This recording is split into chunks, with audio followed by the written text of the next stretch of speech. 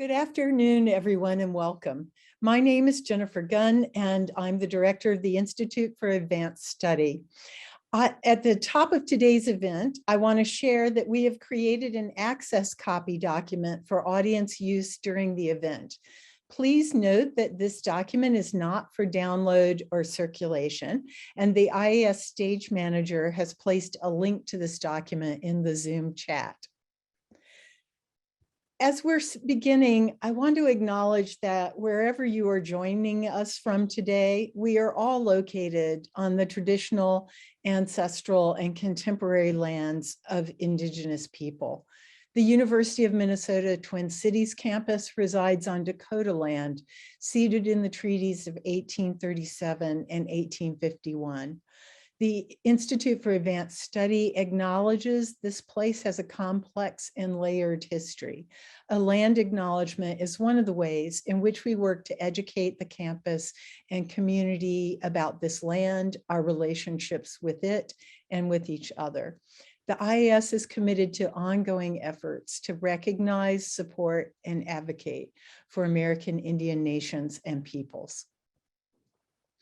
Well, we have a series of short announcements. First, there will be no IAS Thursday next week as our speaker is no longer able to join us. We hope we'll see you back on November 11th for the next Spotlight Series event, Art as Protest and Patriotism.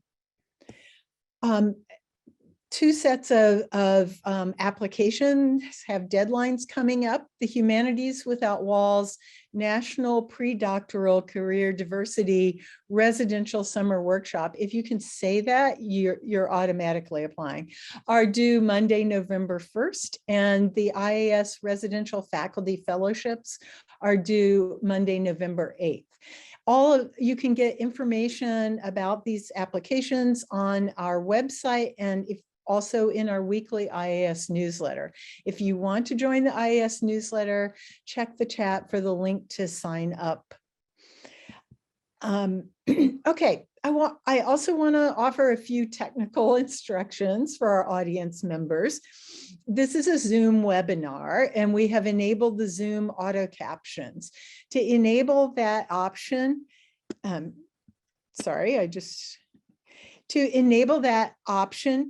check on the live transcript button commonly located in the bottom Zoom menu bar or in the top right menu if you're on a mobile device.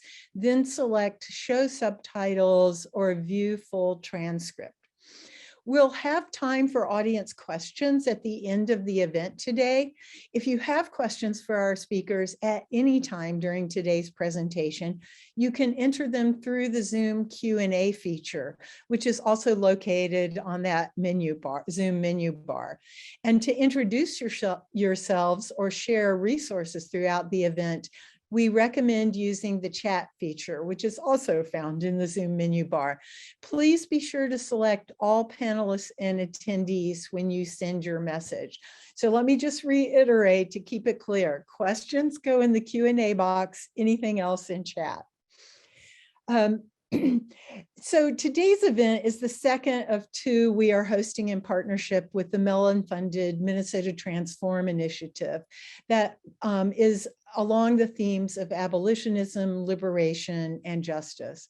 In addition to Minnesota Transform, today's event is co-sponsored by the Departments of History, American Studies, American Indian Studies, African American and African Studies, Chicano and Latino Studies, Gender, Women, and Sexuality Studies, as well as the Design Justice Collective, the Heritage Studies and Public History Program, and the Race, Indigeneity, Disability, Gender, and Sexuality Studies Center. So thank you to all of our co-sponsors. Our moderator for today is Tracey Deutsch, and it's my great pleasure to introduce her. Tracey is an associate professor of history affiliated with the Departments of American Studies and Gender, Women, and Sexuality Studies here at the University of Minnesota Twin Cities. She researches and writes on food and the politics of food access. Tracey has led numerous publicly engaged and interdisciplinary initiatives and has come to believe that honoring everyday caregiving is key to social change and to institutional transformation. She's part of the Minnesota Transform leadership team and works across its projects to support internships and narrative art, curricular, and media projects related to food, mutual aid, caregiving, and basic needs. So welcome, Tracey, and the stage is yours. Thank you. Thank you, Jennifer, very much. And thanks to the incredible staff at IAS who are making today possible. And of course, thank you to our audience and our panelists. I'm here on behalf of Minnesota Transform, which is part of the Mellon-funded Just Futures initiative to use the tools of the humanities to deepen universities' commitments to racial justice.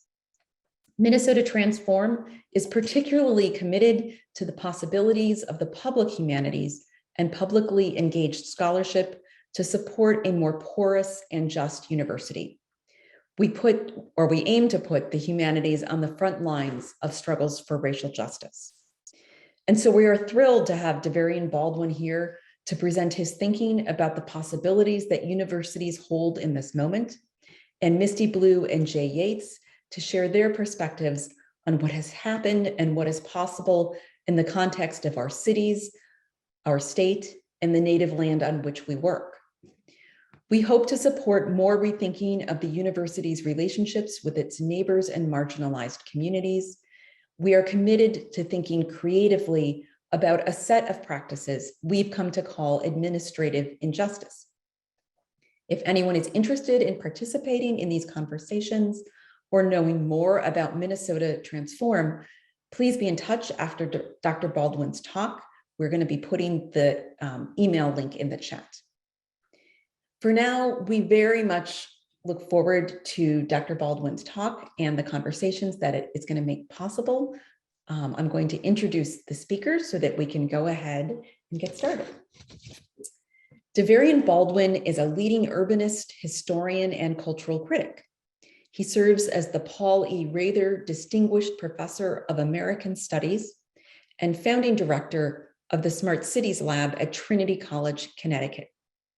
Dr. Baldwin is the author most recently of In the Shadow of the Ivory Tower, How Universities Are Plundering Our Cities, but has also written on Black cultural production in Chicago's New Negroes, Modernity, the Great Migration, and Black Urban Life, and as co-editor with Minka Mahalini of the essay collection Escape from New York, Renaissance Beyond Her.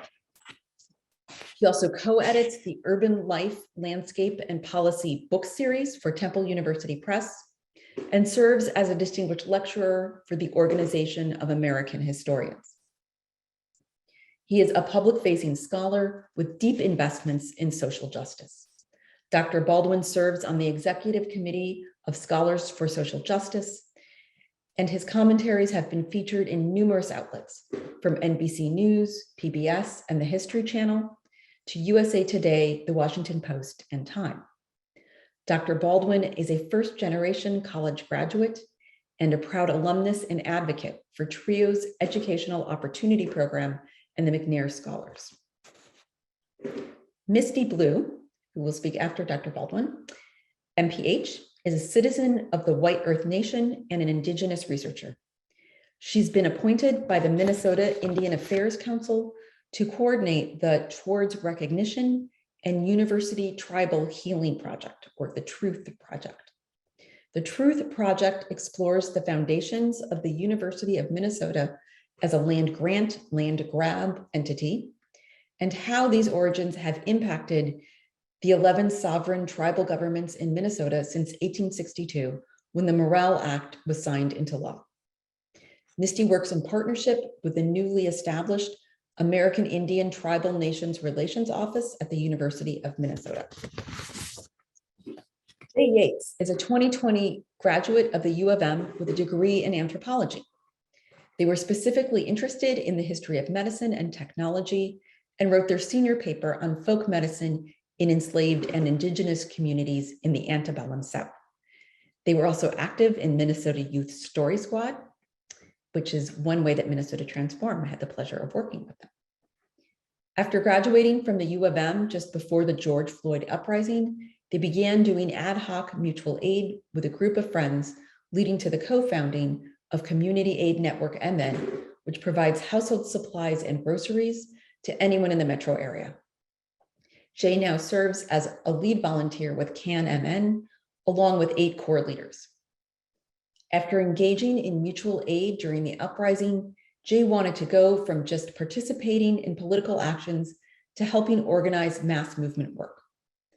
They joined Twin Cities Coalition for Justice for Jamar to help organize the Taking Back Pride March in 2020, and they've been with the group ever since. They currently spend most of their time doing education and outreach around community control of police and policing. I want to thank all of our panelists. Very excited to hear their thoughts. Dr. Baldwin, I am going to invite you to begin. Thank you so much, Tracey. It's wonderful to be here with everyone. Tracey and I go back, almost like 15 years with our shared interest in consumerism and culture and communities of marginalized communities. And now it's wonderful for us to be converging again around issues of social justice at our institutions of employment and learning, higher education. It's also wonderful. I want to thank the staff members at IAS and also my interlocutors, Misty Blue and Yates, for taking the time to sit here with me. So I'm going to do what we all say we hope to do during this Zoom world. I'm going to share my screen and hope that it works. The title for my remarks this afternoon, evening are Building an Abolitionist University. At the height of the global pandemic, a coalition of Yale University workers and New Haven residents organized a 600-vehicle respect caravan that brought downtown traffic to a halt. With signs that read, "Yale, pay your fair share," rally-goers went on to vent their annoyance and outrage at the university's vast and tax-exempt property holdings, compared to the deficit-ridden New Haven public schools hungry for property tax dollars. Participants then convened around a street art project at Prospect and Grove, where a series of speakers laid their grievances at the feet of what had become the behemoth of Yale University. Their speakers acknowledged that the university does offer the city a $13 million payment in lieu of taxes, or a pilot, the largest of its kind in the nation. But in a stunning visual display, rally-goers pushed back to show how these funds are quote unquote pocket change. Here we have a few inches of red paint to represent the $13 million pilot, drastically juxtaposed with a 670-foot blue strip symbolizing Yale's $30 billion tax-exempt endowment. Today, that has gone up to $41 billion. And as each speaker came to build up the case, it became very clear that COVID-19 had merely exacerbated long-standing disparities between the city and its largest economic entity, Yale University. Real quickly, Yale's dominance over New Haven is tied to its meteoric ascendance of the knowledge economy. Here, academic research is used to create profitable commercial goods and services in a range of fields, from the pharmaceutical industries and software products to military defense weaponry. Yale has been quite astute, like other schools, at establishing lucrative relationships with biotech firms to produce jobs and draw commercial revenue. But this partnership between private industry and academia has also created what ex-mayor Tony Hart called a property tax gray area. As a nonprofit, the Yale research produced for private companies is conducted in educational buildings not on the tax rolls. To add on, Yale is also the city's biggest landowner, with almost 55% of New Haven's tax-exempt properties. For New Haven, this means that 40% of the city pays for 100% of the real estate taxes. This undercuts the funding for schools and other public works for which the university also benefits. Yale's overwhelming footprint also makes it New Haven's largest single employer. but hardly any of the well-paying jobs go to the largely brown and poor neighborhoods that surround the campus. And this relentless control over New Haven doesn't stop at land and labor. The growing campus footprint is secured by a private university police force with public jurisdiction over the entire city. The contradictions of this arrangement came to a head in April of 2019 when police received a false report that a young Black couple, Stephanie Washington and Paul Witherspoon, were involved in an attempted armed robbery miles away from Yale. A campus police officer joined other law enforcement agents to open fire without provocation on the couple, causing Washington to suffer a non-fatal bullet wound to the face. Students and residents were outraged, but not surprised. For many, Yale PD had long been the front line that protects the elite white billion-dollar Ivory Tower from the poor brown poverty that surrounds it on all sides. Some have even gone on to call the area Yale Haven. Yale's pervasive supremacy over New Haven might seem extreme, but this story illuminates the growing and multi-layered points of influence that higher education exerts on our communities across the country. This line of inquiry is what drove my latest work, In the Shadow of the Ivory Tower: How Universities Are Plundering Our Cities. Right before our eyes, institutions of higher education have become the biggest employers, real estate holders, healthcare providers, and yes, even policing agents in major cities and small towns all across the country. And to be fair, these schools bring ideas and people together and are sources of innovation. Colleges and universities have become today's companies, and our cities their company towns. But there was a cost to those who live in their shadows. And as in the case of New Haven, campus expansions increase the possibilities of neighborhood displacement, largely for the lower income neighborhoods and communities of color that surround schools. Many of the same residents also toil in the low wage sectors of higher education work as groundskeepers and food service staff and support staff.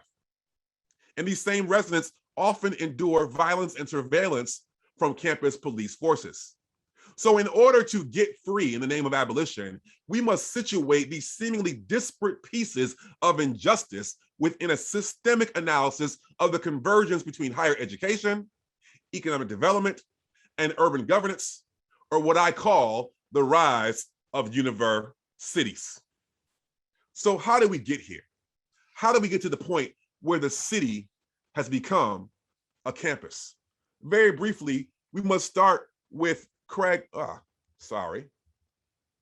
Okay, anyway. So we must start, so some slides are missing, I apologize, so we'll just go through them real quickly. We must start with Craig Wilder's magisterial work, Ebony and Ivory, which has shown us that the racial foundations of knowledge and capitalist and wealth extraction goes as far back as the Atlantic slave trade. But let's push forward a little bit to the present. In the 19th century, as was already mentioned, the Morrill Land Grant Acts of 1862 and 1890 helped fund public universities and private universities from MIT to the University of Minnesota. But it was built on the endowments of state universities based on the seizure of indigenous land.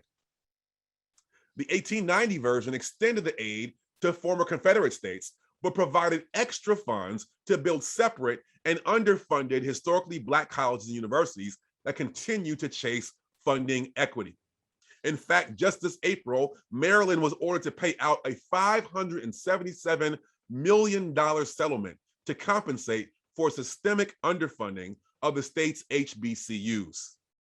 And higher education's growing impact on segregation does not stop at the Mason-Dixon line. During the Great Migration, schools like the University of Chicago sponsored white neighborhood associations in surrounding neighborhoods to draft racially restrictive covenants that prevented the sale or rental of property to African Americans and other marginalized racial groups. And then in the 1950s, the same school organized a lobby of 14 urban universities to push for a change to the federal housing policy of 1949. They used federal money to demolish neighborhoods to buffer schools from growing Black and brown populations with school buildings and research parks. By 1964, there were 154 projects supported by the 112 program that involved 120 colleges and universities and 75 hospitals. So this is an enormous case. But in this very same moment, we find Black and Puerto Rican students and their white allies fighting to forge a different vision of the university in the ashes of urban renewal's bulldozers. Real quickly, Merritt College in Oakland became an extension of the North Oakland community that was in Oakland's African-American population. They sponsored early trips to Cuba. This became the fertile ground that gave rise to the Black Panther Party for self-defense. At Columbia University, when the university attempted to build out a university gymnasium in the middle of Morningside Park that would separate Columbia from Harlem, residents and community members charged Jim Crow, GYM. They staged a sit-in that found support from the community, and they stopped that gym from being created in the middle of a public Morningside Park. In 1969, Crane Junior College was converted into Malcolm X Community College. And that year, Black and brown students came together to create a prison annex for incarcerated residents. And they also got rid of the off-duty Chicago police that police their community and their campus, and hired an unarmed Black-owned security team to do the work of community and campus safety. Finally, in 1970, Black, brown, and Indigenous students in New York City got together, and they added to what was already an open admission, a free tuition policy, and argued that free tuition in the city colleges in New York is not enough because the high schools in the city have not prepared most marginal communities for entrance into the city colleges. They said, we can't just have free tuition, we must have open admissions with support services to make city colleges available to the largest growing populations in the city, and so they can be prepared for the post or de-industrial economy that was emerging in the 1970s. Despite, though, these amazing possibilities, most urban universities became islands of prosperity in seas of poverty, bunkered down behind fortified corridors of laboratories and classrooms, or even empty lots. As capital continued to flee to the suburbs, and urban divestment was the word of the day. But by the 1990s, though we start witnessing a renewed interest in urban life, the children of suburban sprawl, young professionals and empty nesters began devouring a back to the city movement in the 1990s. This is largely powered by municipal leaders advertising shorter commutes and offering public subsidies to underwrite higher paying tech and design startup jobs, while clearing out the poor from prime real estate with ruthless eviction policies and policing tactics like Rudolph Giuliani's draconian quality of life campaign. So I lived in New York City in this time period in the 1990s. I witnessed squeegee boys, individuals who took up more than one seat on the train, those who spent too much time in the ATM vestibule, getting arrested under Giuliani's quality of life campaigns in order to clear the ground for this back to the city movement.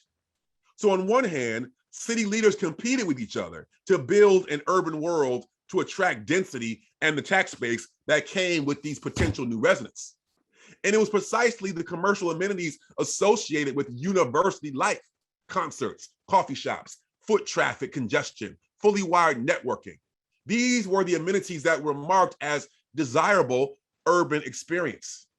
And with the decline in manufacturing, the bell towers of higher education were targeted as the new smokestacks, the signals of a thriving economy. On the other hand, colleges and universities faced shrinking state expenditures for higher education.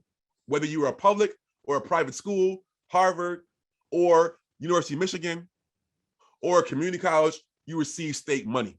So states were pulling back on their expenditures to higher education.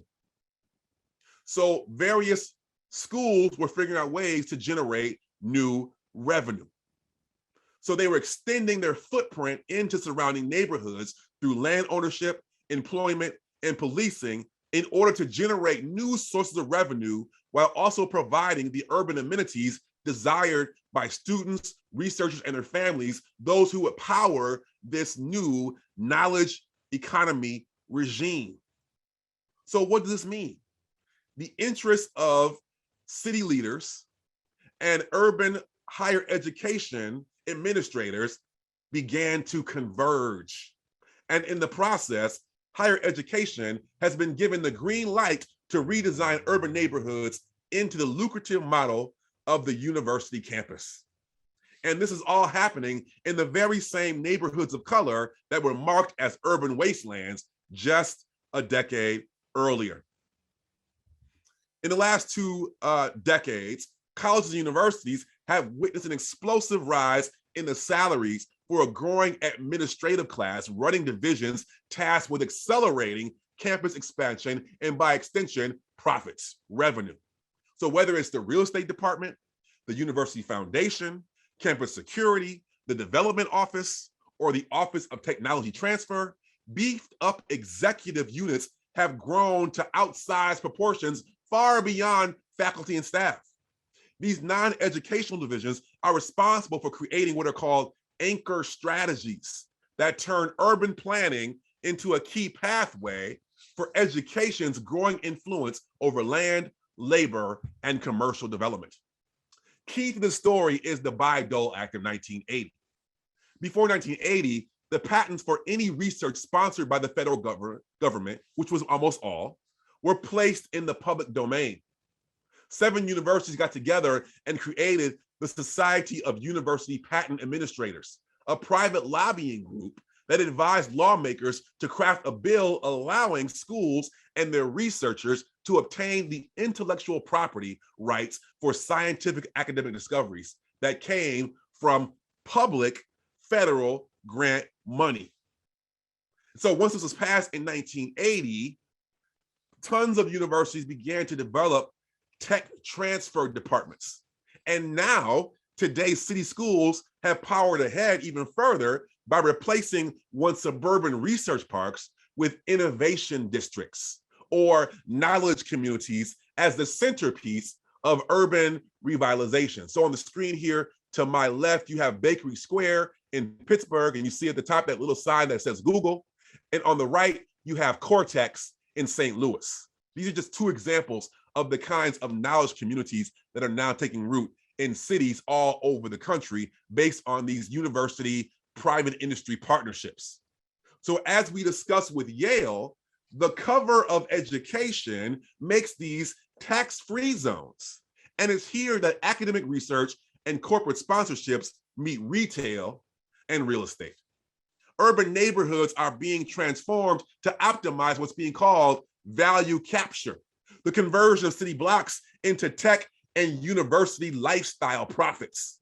And here, the urban triangulation between higher education, commercial value, and racial difference continues within today's knowledge economy, a convergence built on the racial history that we covered with slavery, restrictive covenants, urban renewal. This current formulation is built on this history, where it's precisely the communities that have been racialized as non-white become the prime targets for value capture and knowledge community resettlement. It can't be called anything but colonization. So out of this has become a new business model where educational status has become a mechanism of wealth extraction in 3 key areas: land, labor, and policing. So we saw a little bit of this with the Yale story.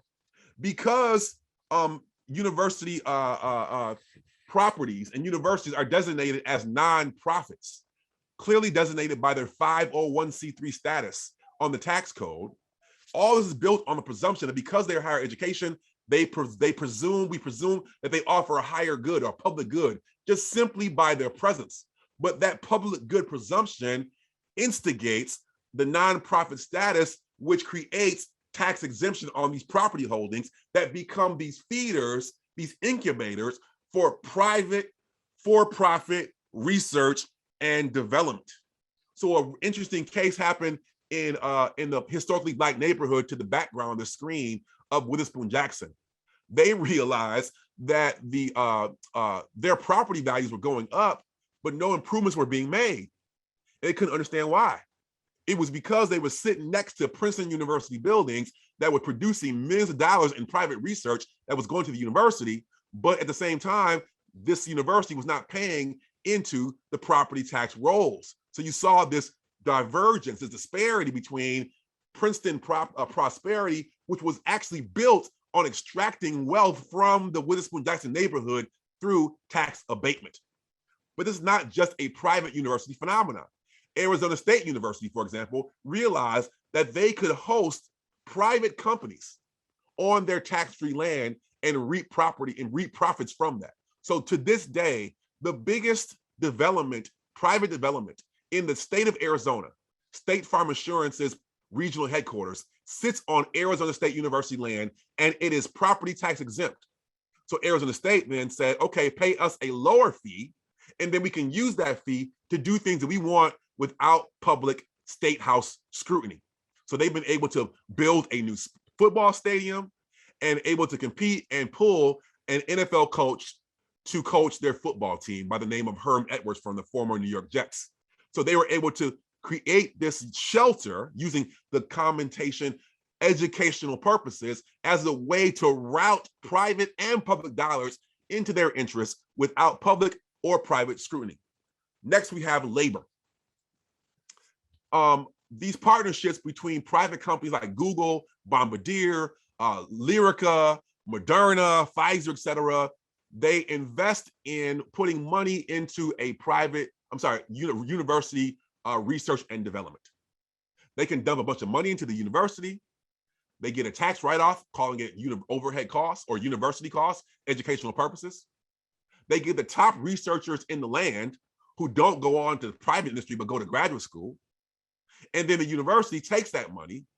They get to fund these researchers at a low cost, and they dump a bunch of that money into the amorphous category of overhead costs.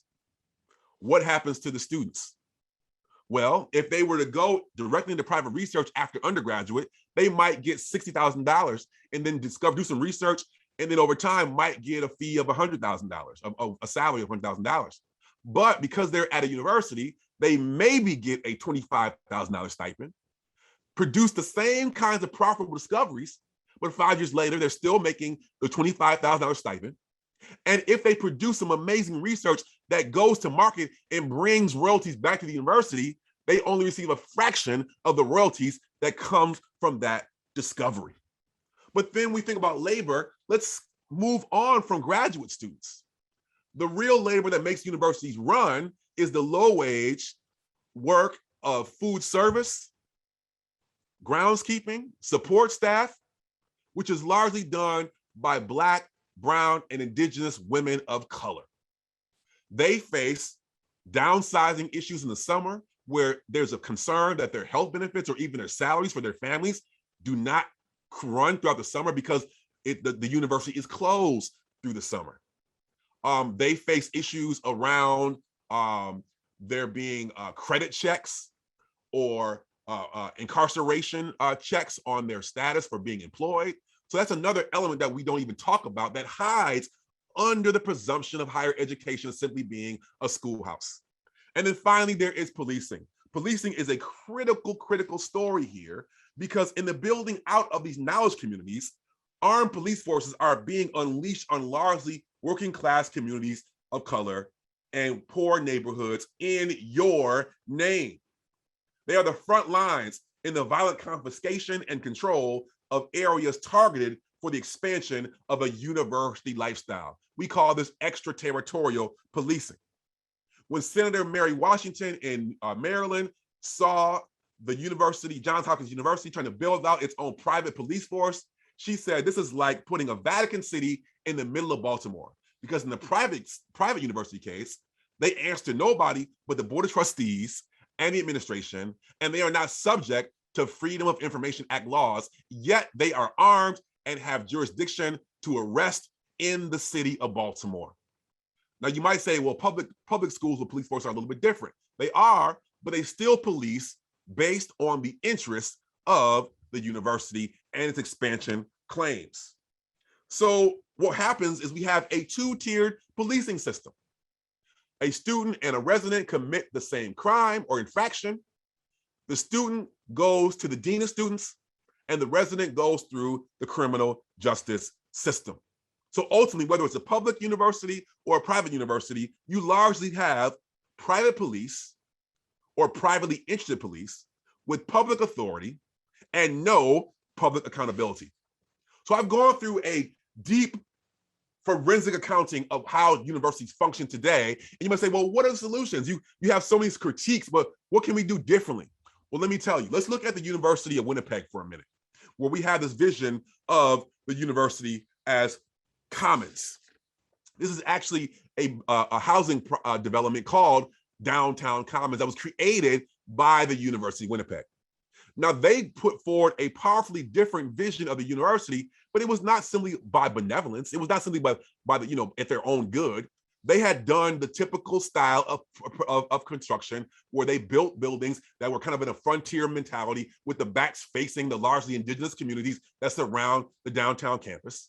But then in the 1990s, the demographic of their population, of their students, drastically shifted and exploded from about 6,000 students to 10,000 students. And these students were largely from the indigenous communities around the campus and what they call new Canadians, or we call immigrants. They understood to service these communities, because this is not the typical commuter white student that came into downtown, took classes, and went home, or could pay full tuition. These are students that needed different services. So in order to support these individual students, you have to also support their families. So this required them, in order to capture this new student body, they built out housing that had dorm style housing on top and townhouse housing for families below. All the new housing includes a lottery system for childcare, because the student government extended its childcare services to incorporate and compensate for this growing population of adult learners and learners of color who would have children. It would need childcare supports.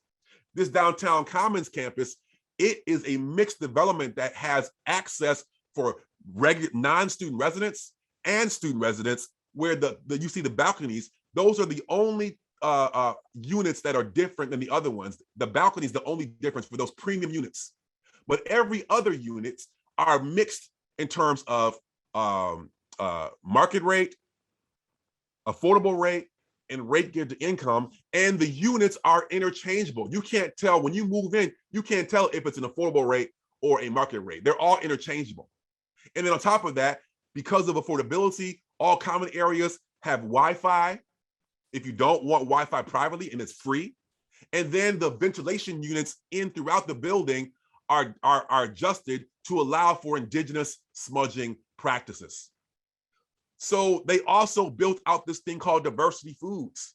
And we could talk about that in the Q&A. They fired Aramark, Tedesco, Marriott, one of the horrible food service behemoths, and created their own food service company that meets the needs of indigenous, new Canadian, working poor communities in terms of labor, but also in terms of sustainability. So we can talk about that more in the Q&A. But ultimately, when I began doing this work, I accumulated so much knowledge, so much information. And I put together the Smart Cities Lab with the tagline, because we think about smart cities, usually it focuses on infrastructure, technology, but we forget people. So the tagline for the Smart Cities Lab is, the smartest cities develop without displacement. And so in this, I want to offer a clearinghouse of information for people to circulate data and share information to build out different ways of building out their communities.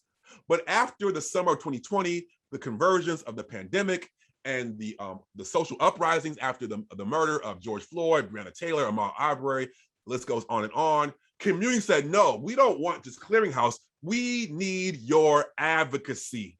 We need you to advocate on our behalf. And so I have been joining in the last 7 months, I've been joining with communities all across the country to build out what we call abolition work. As just one example, I'm organizing with residents in the Black Bottom neighborhood of Philadelphia who are still suffering from the university-led demolition projects from the 1960s that we discussed with urban renewal. Just weeks ago, the university townhouses announced that they were being sold to a developer, which would destroy one of the few sites of affordable housing in an area that the university like Drexel and UPenn have targeted for tech and pharmaceutical redevelopment, research and design, revitalization, and high-end housing. So as a part of the lab, we got together and we realized that in the original agreement, because of student and community activism, there had been a plan that university had agreed on that called for the mixture of university buildings with scattered site affordable housing all throughout the development. So if they get rid of this townhouse, this would be a breach of that promise. And we have partnered with council members in the city of Philadelphia to make universities and their nonprofit partners live up to the agreement that they have broken from decades earlier. So this is the vision of the Smart Cities Lab, working with communities from Philadelphia to New Haven, to Berkeley, to Somerville, Massachusetts, to Miami. Collectively, we call for school reparations from slavery, indigenous land seizures, Jim Crow, and urban renewal practices. Land back for us is not just a metaphor. We say that because of the indigenous injustices, that schools should either give land back or the value of that land to indigenous communities based on the injustices of the Moral Act and earlier broken treaties. But we also call for payments in lieu of taxes of the university tax exemption. We call on schools to reserve a portion of their tax exempt endowments for community projects. We call for university medical centers to honor their mandate of indigent care that provides their tax exemption. We call on schools to attach a community benefits agreement to any campus expansion project that can indicate and include affordable housing mandates, zip code specific jobs, job trainings, scholarships, and access to community facilities. We watch schools throw away food daily and demand that they package that food into healthy meals for communities of need. Finally, we assess the failure of campus police to address the primarily white campus crimes of sexual assault and substance abuse. And we watch their jurisdiction extend into our communities by engaging in racial profiling and a two-tiered system that absolves students and arrests residents. They fail on all accounts. Therefore, we call on the abolition of campus police to be replaced with teams of preventative outreach and trauma care that meets the actual safety needs of both students and residents. Ultimately, a materialist analysis of today's political economy must come to terms with how much higher education extends into our lives in ways that have nothing to do with education. The myth of the schoolhouse. And policing is just the most visceral manifestation of this planning regime. With this framework, maybe we can begin to understand the magnitude of our convening here today. Universities are places that want to know, but they don't want to be known. So as we think here together, let us ruminate on the gravity of this discussion and broad implications of abolition. We're not against universities. We don't want to end universities. We want to free them from their current conditions and make them in service into the communities that make them thrive and grow and exist. Campuses are the sites of much broader struggles over neighborhood displacement, living wages, IP rights, universal health care, wealth redistribution, police abolition. And so higher education is no longer just academic. Coming to terms with the true weight of the institution that has so intimately touched our lives can be profound. What does it mean when we no longer think of higher education as a training ground for future careers, but as a staging ground, a site of struggle for our present conditions? Thank you.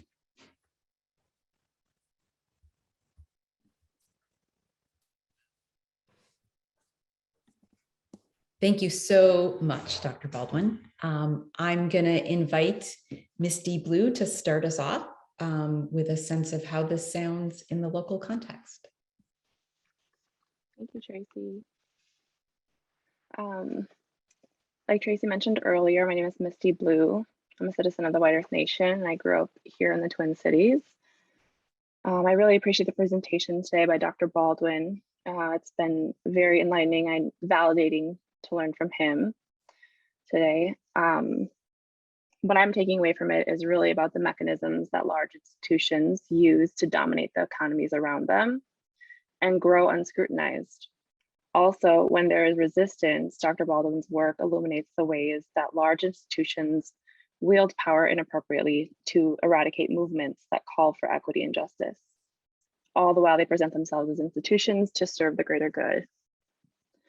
So as Tracey mentioned, I'm going to use my time hopefully to situate this issue locally and through time.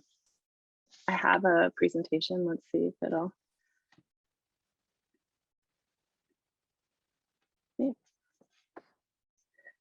Just a little bit about me. I think I'll talk about two different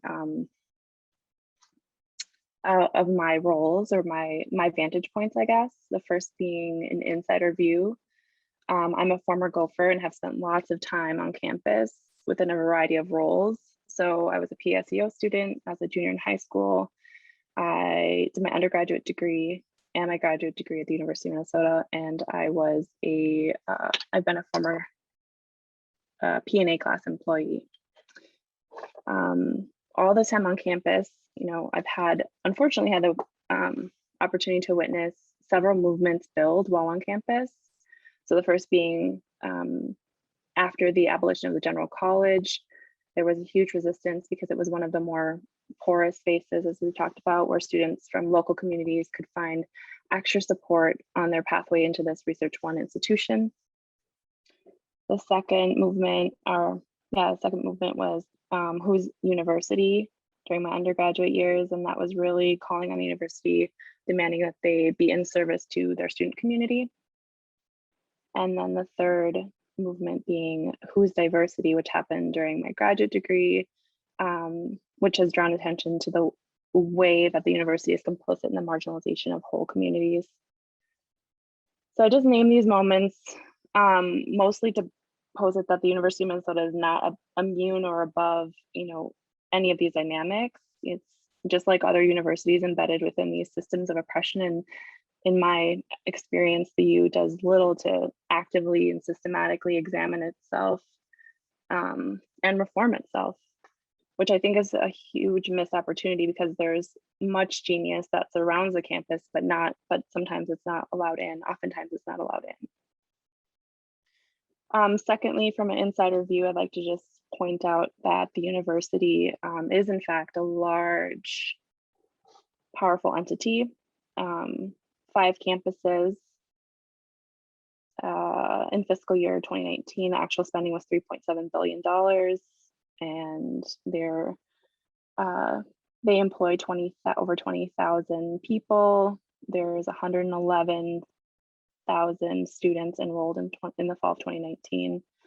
And they've given 863 million sponsored research awards.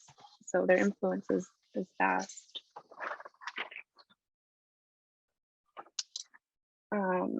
So as I talked about earlier, I consider myself an Indigenous researcher. I was trained by the School of Public Health at the University of Minnesota, at the same time being mentored closely by my local communities, who I see my work in service to. Recently, I was appointed by the Minnesota Indian Affairs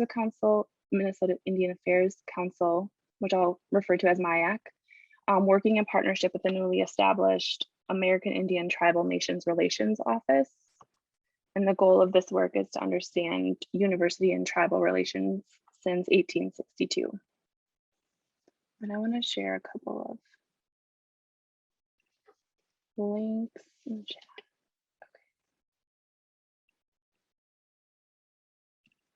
I'll have to share after. It's not letting me right now. Okay.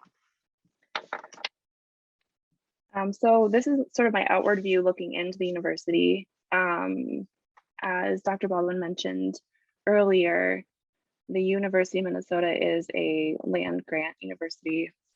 Some refer to it as a land grab university. The university itself was established in 1851, 7 years before Minnesota received statehood. And it at first received gifts from some of the first regents and was established as an agricultural campus, which a lot of universities have their roots in.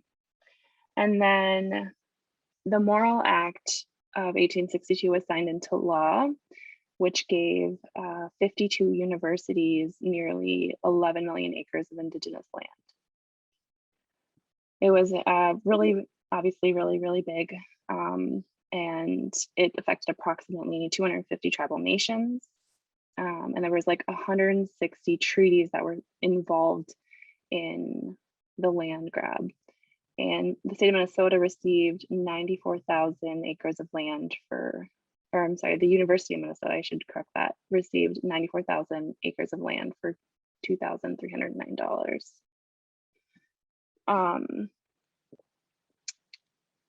Another important part of like how land grab happened was first the Morrill Act was signed into law, and then there were treaties that were implemented where land was dispossessed from indigenous people.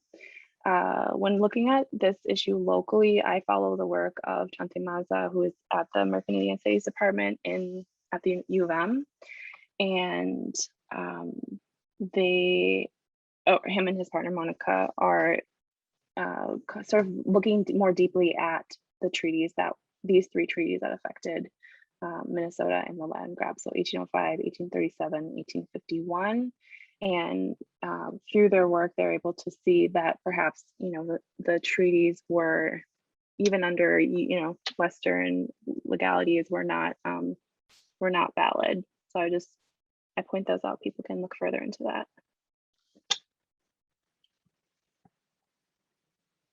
We've talked a lot about the university impact on economies and people and neighborhoods. So I'll just skip over that. The one other thing I wanted to draw attention to is just like the ways, the dimensions of settler colonialism and how this issue kind of falls into that. Ongoing, keyword is ongoing, system of power that perpetuates genocide and repression of indigenous peoples and culture. It really normalizes Eurocentric beliefs, including research, including Western ways of knowing, and the settler occupation of those lands. And it does so by erasing Native lives, culture, and histories, like the exploitation of Native lands and displacing indigenous people. Lots of people are responding to settler colonialism with Indigenous Resurgence. So that's one definition offered is deeply decolonizing resurgence of culturally diverse indigenous political philosophies, governance systems, and laws that support self-determination and land-based ways of life for indigenous people. One mechanism people are starting to use is called our truth and reconciliation processes. That's sort of the first step in repairing. So my work with MIAC is that we're working with the Native Affairs office at the U of M, and we're doing a truth-telling project. So it's so far just a truth-telling project. It cannot grow yet into like a full-on truth and reconciliation process, just because there really isn't full ownership by the university and investment by the entire university. It's more sort of one office sort of building the foundations for this work.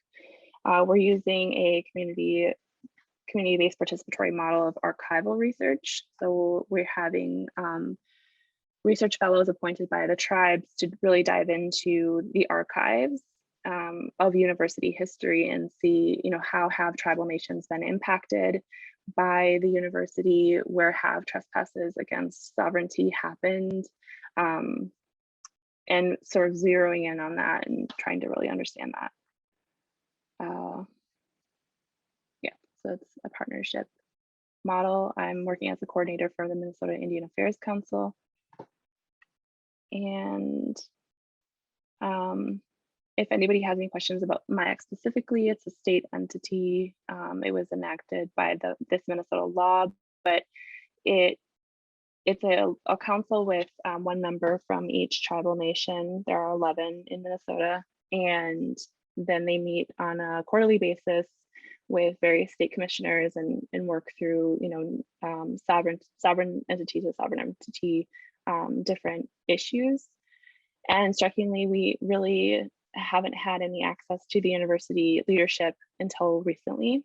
And the way that this issue kind of got started was MIAC passed 3 different resolutions concerning the university's past actions and the ways that they need to be redressed. So I will post some things in the chat and we can talk more at Q&A.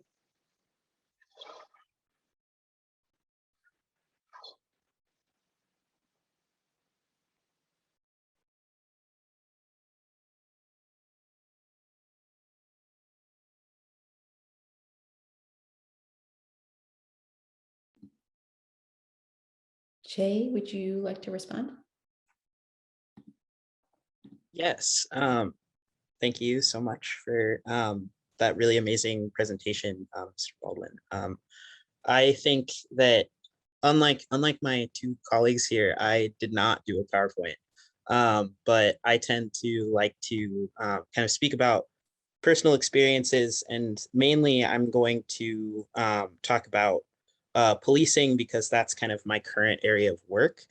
But just a little bit about my background. I graduated from the university in 2020. And I'm actually not from Minnesota, I'm from Iowa. And I moved up here kind of fleeing like poverty and housing insecurity to live with a family member, and ended up going to the university. And I think that the University of Minnesota, like a lot of universities, kind of wears the trappings of like leftist language and progressivism, but they don't actually provide any resources for the students they recruit, and they actually function kind of as an extension of capitalism, as Davarian kind of pointed out in his presentation. And I think that policing is kind of an integral part of that. For me, once I left the university, I think that was when I kind of realized how far the reach of the Minneapolis of the university police actually is. Prior to leaving the university, I worked as kind of a low wage worker off campus, and most of my run-ins with police were kind of in that environment. And the police do not exist to protect students. They don't exist to protect workers. They exist to protect property primarily.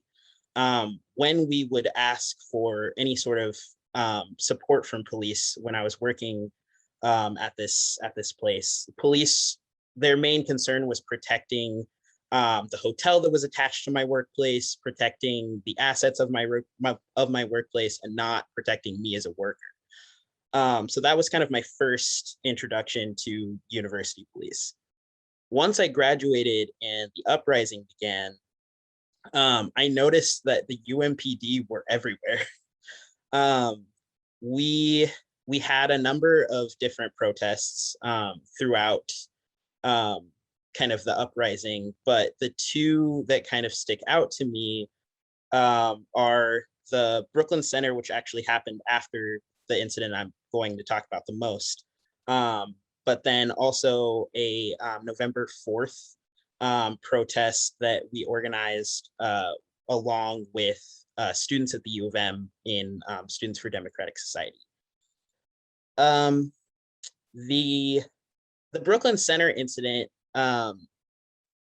basically what happened is that the campus police were authorized to kind of attend this with other police officers from the Minneapolis Police Department to suppress protests. This is done without the consent of students who help pay for the police, who are often participants in protests, who then get brutalized by the police that they pay for. So Brooklyn Center, basically a pretty large contingent of university police were called to assist the local department in outside of Minneapolis. Brooklyn Center is not part of Minneapolis, and so the fact that University Police and Minneapolis police were present there was really problematic to me as kind of a local activist. Prior to that, there was a protest that was organized, like I said, with SDS and my organization, Twin Cities Coalition for Justice for Jamar, along with about 30 other organizations in the Twin Cities. And we organized a march, and we were subject to the largest mass arrest in Minnesota history, as far as we know anyway. So there were 646 of us who were detained for about 6 hours. And many of those people were students who were participating in the protest. And the UMPD was called in to assist State Patrol and Minneapolis Police Department officers in detaining us without food or water, without allowing people who needed medication to get to be released. We were faced with live ammunition, and above us, the people that lived in the apartments were also getting brutalized by the police. So the police were able to enter those apartments without warrants, and they were tear gassing and beating people who were trying to film them while they were also brutalizing us below. So to me, that really illustrated kind of the reach that the campus police had, and how they're really allowed to collaborate with the city police without any checks or balances against them. And they really were able to do whatever they wanted to both residents of the city and students. So to me, the main thing that I'm currently working on is community control police. And so to me, and also the students that I know work for community control police on campus, you can't abolish something that you don't control. And so the first step in getting kind of reining in the power of police to brutalize students on campus, including residents, is to gain community control of the police. And Davarian actually brought up Oakland earlier, which I was really happy to hear, because we, in our kind of writing the legislation for community control of the police, really looked to the history of community control, primarily through the lens of Reconstruction and the Black Panther Party. So the Black Panther Party proposed community control of the police in the 60s, and basically proposed that there be what we're calling a CPAC, but it's basically like the entity that drives community control of the police. So they proposed that there should be a separate oversight body for campus, for the surrounding Oakland community in Black and white neighborhoods. So a separate oversight body for both of those, and then a separate one for the campus.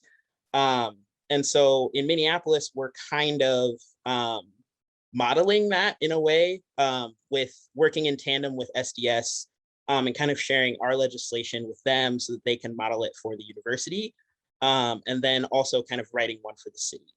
And so we basically, in our legislation, one of the things that we stressed was that cops should not be involved in the oversight process. This seems like something that should be really obvious, but it's something that we got a lot of pushback on, namely from cops, which is not a surprise. But the idea that police should have any kind of say in how they are disciplined after decades of kind of no ability to check their ability to check themselves, if that makes any sense. We don't think that the police should be involved in an oversight process. because they routinely exempt themselves from the law and from community complaints about their behavior in our communities.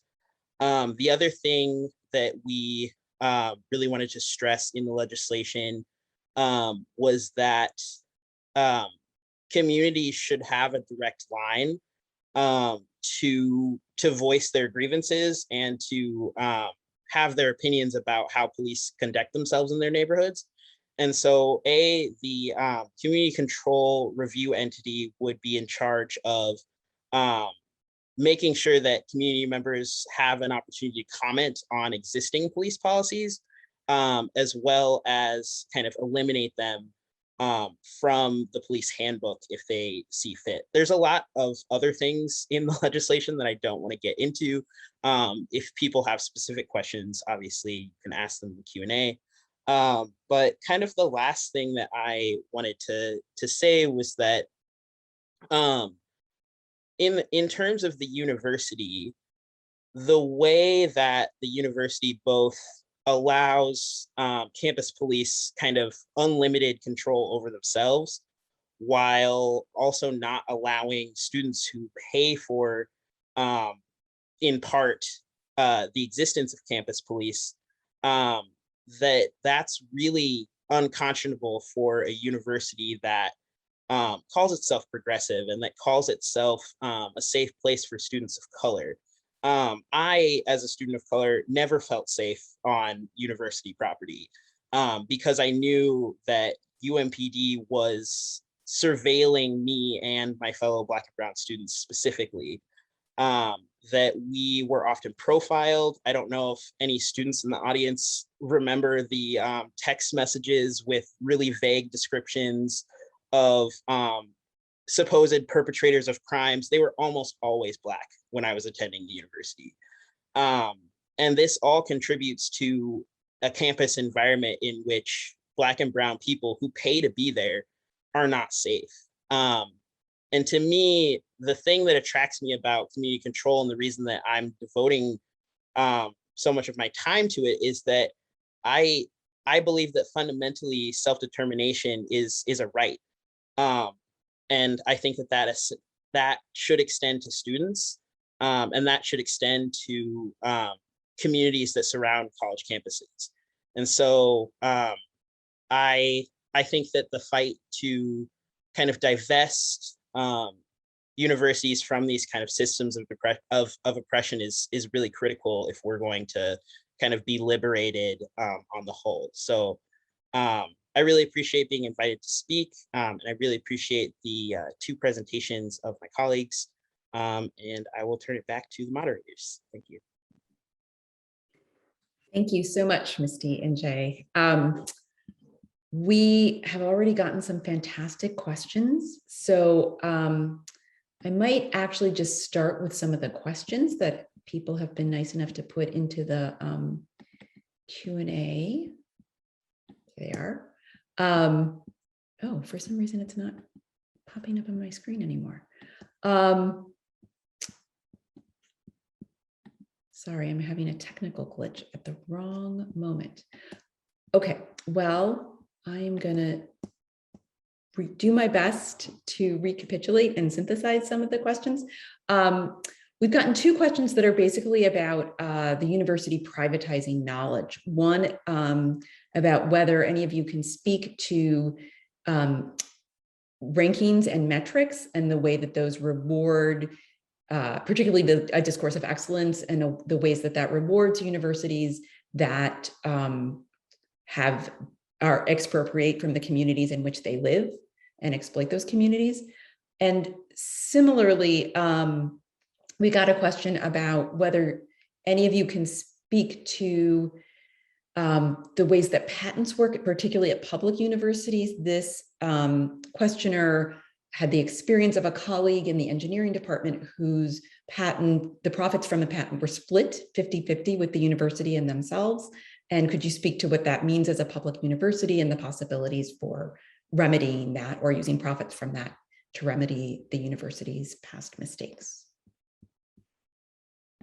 I can go first. I'll be real brief on both points. So for example, relationship between rankings and kind of surveillance and democratic compression are very real, because if we look at how Moody's, the largest credit ranking institution in the country, determines the credit worthiness of higher education, it's based on the degree. They get a higher ranking based on the degree to which the faculty are not organized, the weakness of their faculty governance, and the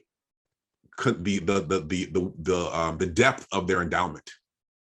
So you get a higher ranking for hoarding endowments and not spending them, and you get a higher ranking for having a weak faculty governance. So just to give you a couple of examples of how these seemingly like maybe disparate elements directly fuel and funnel into the capacity for higher education institutions to accumulate credit in a market environment where the capacity to hold credit is central for generating amenities for bringing students out of state that pay higher tuitions to institutions that make these institutions competitive on a national or even international marketplace.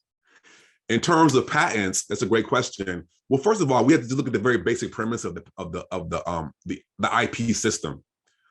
Almost all of the startup money for institutions to do their research and development comes from federal grant money. This is federal money, and it's not until the 1980s that the results from these discoveries would actually could be held in the private domain.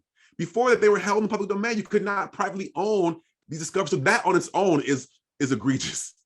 But even if we privatize them, that money, most of these discoveries are research teams that include a PI, a principal investigator, and a team of graduate students. The graduate students don't receive much of the research, the resources that come from it if a discovery is had. And then on top of that, as I outlined earlier, if a discovery is created on tax-exempt land, right, and that reduces the overhead for private investors, and that money comes back to the university in the form of royalties, none of that money goes to the community that underwrote that discovery in the form of reduced costs on the discovery. Say it's a drug or a pharmaceutical discovery. There's no reduced cost from that discovery. There aren't shares from that IP that goes to graduate students at an equitable rate. And then the wealth that's produced on these tax-exempt lands is not distributed back into the neighborhoods that are property tax starved for public services like schools, snow removal, which is a big deal in Minnesota, trash removal, and think about Texas a couple of months ago, the maintenance of things like the electrical grid. So the money, we can find the receipts. There are direct correlations and lines between the exemptions that underwrite the profit hoarding that never finds its way back into the public that underwrites this entire discovery process from the very beginning. So I'll stop that.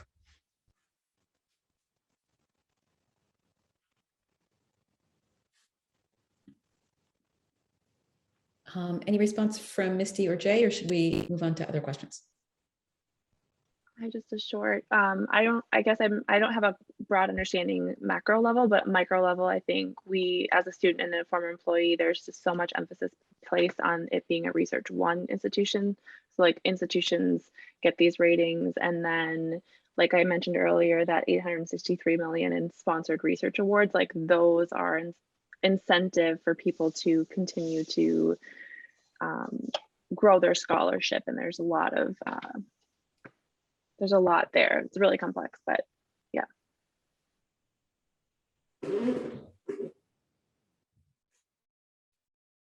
Thank you, Misty. We have a question asking Dr. Baldwin to comment on the University of Virginia's Both Great and Good initiative, which focuses on university obligations to community needs and whether that's an adequate stance. I don't know if that's an initiative that you are familiar with.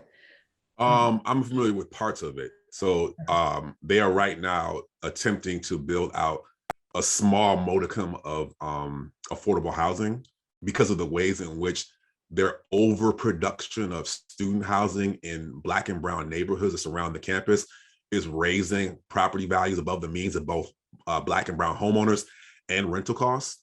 But it's a fraction of what's necessary to build out and equalize affordable housing with the settler colonial approach to student and faculty housing values that surround these communities. That's built on decades of actual urban renewal and Jim Crow displacement that UVA had a hand in making possible, that ceded land and then made that for their real estate and research development schemes. So it doesn't do nearly enough to compensate for those losses. But it's I applaud the initial start, but we must go much further.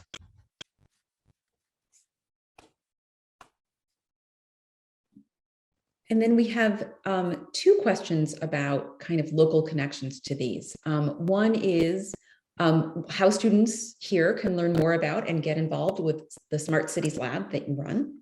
And the other question is for you, Misty. Do you know of any movements of Indigenous peoples building places of ceremony specifically on U of M places or sites? This would be permanent ceremonial grounds located in the Twin Cities. I'll let Misty go first. I don't think I do. I don't think there is any. I know that, I mean, I think that the Morris campus actually has a stronger connection with the community, I think, and they do host ceremony and have, I think, built the infrastructure for that, but I can't say that the Twin Cities has, or at least I'm not familiar with it. I want to just extend that conversation to highlight, and I'm sure probably Misty's already familiar with this, but just to add to the conversation, the work that's being done at South Dakota State University in terms of trying to figure out ways to operationalize the claims of land back through pipeline programs, scholarship programs, and ultimately trying to figure out ways to compensate Indigenous communities in that area for the loss of land and resources in terms of universities' responsibility to that relationship. So I just want to amplify that work as well. That goes beyond what my good colleague Megan Red Shirt Show calls the ceremony of acknowledgement that we must all get past. We must do that work, but we must get past the ceremony of acknowledgement. So I just wanted to add that to the conversation. Smart Cities Lab, yes. We are a fledgling ragtag bunch. Our research team not even a year ago, and like I said before in my remarks, it's exploded beyond capacity. We're well beyond our capacity with the outreach that we're doing with communities all over the country right now. So we do need help. I don't have any direct recommendations, but whoever that is, please reach out to me on Twitter at Davarian.Baldwin, or at Davarian Baldwin, or via email Davarian.Baldwin@trincollege.edu, and let's talk about ways we can work together, because we definitely need help.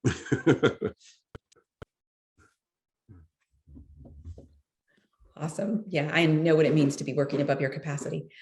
And then we have a question about curriculum, which I know you talk about a lot in your book. I want to get the language right. How might those of us who teach in the university create new courses that operate, to invoke your words, Dr. Baldwin, not just as a training ground for reproduction of the status quo, but also as a staging ground for struggle in solidarity with other university workers, food service workers, custodial and other staff, and with BIPOC communities around campuses? Are there any particularly strong models you've seen for such courses at other universities or here at the U? And related to that, there's another question about the risks of abolitionist responses being captured by the land grab university in the same way as DEI and other initiatives are captured. So maybe, I imagine your answer will touch on both of those questions.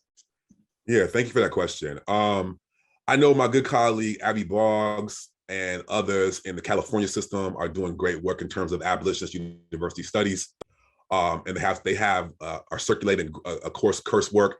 My other colleagues in Cops Off Campus, which is a national network, have attempted to build out some curriculum around that based on policing, surveillance, carcerality, prisons, et cetera. So there are some good examples on the individual level, but we need to systematize this curriculum development. But the important point that I want to point out is that this work that I'm doing is rooted in the history of Black studies and Black study and struggle.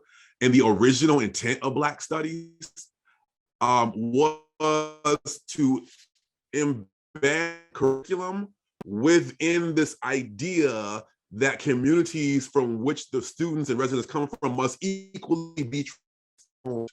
So when Malcolm X College created Black studies courses, this was not disconnected from their prison annex and from their demilitarization of campus safety. When Black studies came online at Wesleyan University, an elite liberal arts college, Black students insisted that there must, and they did this for a couple of years, create affordable housing next to the dorms. So my point here is, in this answer to the second question, how do you, at least you can, there's no way you can guarantee co-optation, but how do you fight against it? You embed the curriculum comments and the diversity and equity comments around curriculum and faculty and student diversification. You embed that and you measure it and you evaluate it based on the degree to which the health and wellness of the community that surrounds your campus is also thriving. That you don't have success if you just have research institutions. You don't have success if you just have a Professor Baldwin at your campus. You have success when those things are paired with structural, economic, wellness, sustainability resources that are embedded and spread from campus out to community and back. So that would be my answer to that question. That's how health and wellness must be measured on all accounts. And I'm sure my colleagues have things to say about that as well, being both students and professionals, about how we measure the wellness and the health of beyond curriculum or with curriculum. I guess I don't have an answer about curriculum specifically, but I think that like building student resistance is really critical. And I think that like faculty can always do more to support that. The work of students at the U, I mean, when I was a student, I also worked on the Campus Divided exhibit, which was divisive at the time, and kind of was centered on exposing university history around racial inequity, around the university's eugenics department, kind of reconciling how we've named all of these buildings after these like deplorable dead white men, while refusing to kind of allow students to rehash and grapple with that history. And there was some faculty support for this, but there were plenty of faculty that either didn't make students aware that this was happening, or kind of actively decried the work as something that was smearing the university, instead of something that's like enriching student experience and forcing them to grapple with the history of all universities in the United States. So yeah, I think that like making student activism more a part of curriculum, I think can only help kind of resist that like resource sucking that the university can do to activists on campus. I just would add, what would it mean if you had curriculum around the history of your own local institution? And I know that you all just made a great hire. One of my colleagues from New York, that's probably going to do this work. But just to throw it out there, what if you had accounting students going into the student budgets and doing forensic accounting of the budgets and the relationships to wealth hoarding? What if you had engineering students doing assessments of the buildings and grounds from an equitable perspective? What if you had anthropologists and historians interviewing residents and students and staff and faculty and building out a curriculum based on learning skill sets that you train in these departments and divisions, but based on learning more about your own institution? It's a shame that most students and faculty walk away from their schools and know nothing about the history of their own institutions. And so this work that I've been doing has actually been forcing constituents to turn inward to doing some of that kind of work. And embarrassingly enough, I'm a senior faculty member.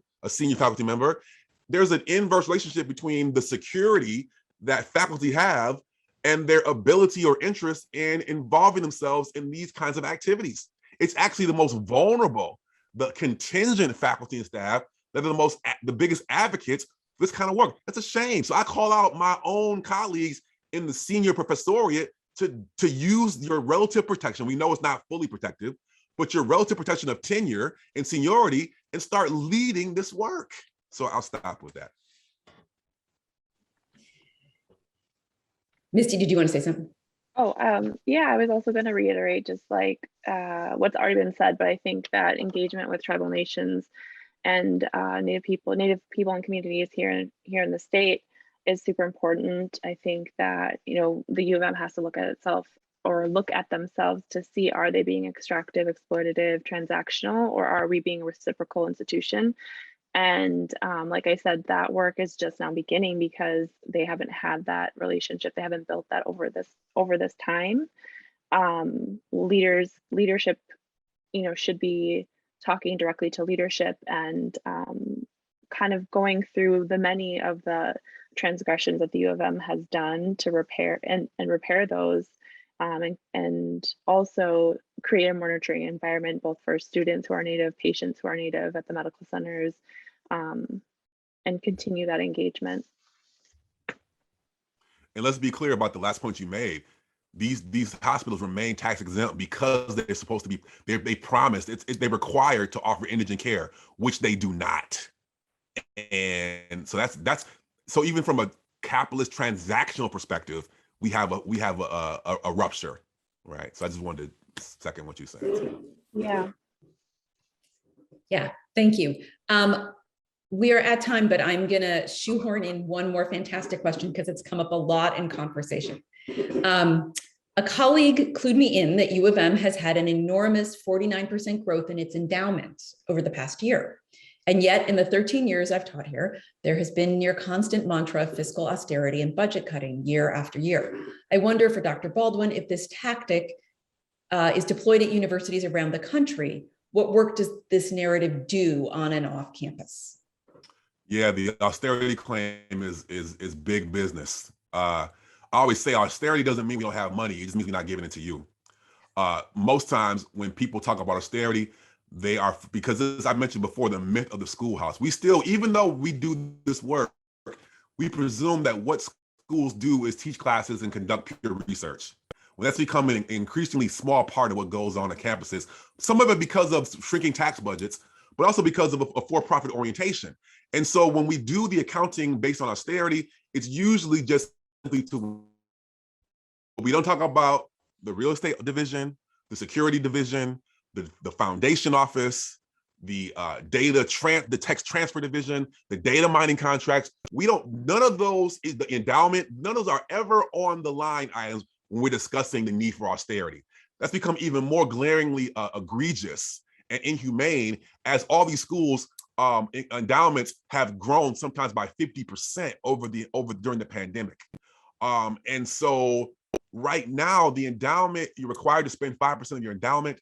But if you have even a $500 million endowment, $500 million, what if we just said that you're required to spend an additional 3% on community-driven projects? That 3% would amount to millions of dollars. So beyond the pilot stuff, beyond the turkey dinners and the cleanup crews and all the things and the tutoring programs that schools all tout as urban outreach, give us the money and let us do what we need to do with that money, because it comes from us anyway, especially if you're a public university. The endowment we should stop engaging in endowment hoarding.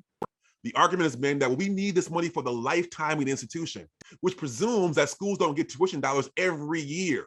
So to put communities on the annual budget at an additional 3% spend out of the endowment would be minuscule to most of these schools and transformative to the towns that make their endowments possible and the communities that make them possible. So I'll say that. Thank you very much. And thank you, Jay and Misty. This has been a great conversation. And thank you, Tracey Deutsch, for moderating, Davarian Baldwin, Yates, Misty Blue, and all of you in the audience for your great questions and participation. We won't see you next week at IAS Thursday, but we'll see you back on November 11th, I hope. Take care, and thanks again to everyone for a great conversation.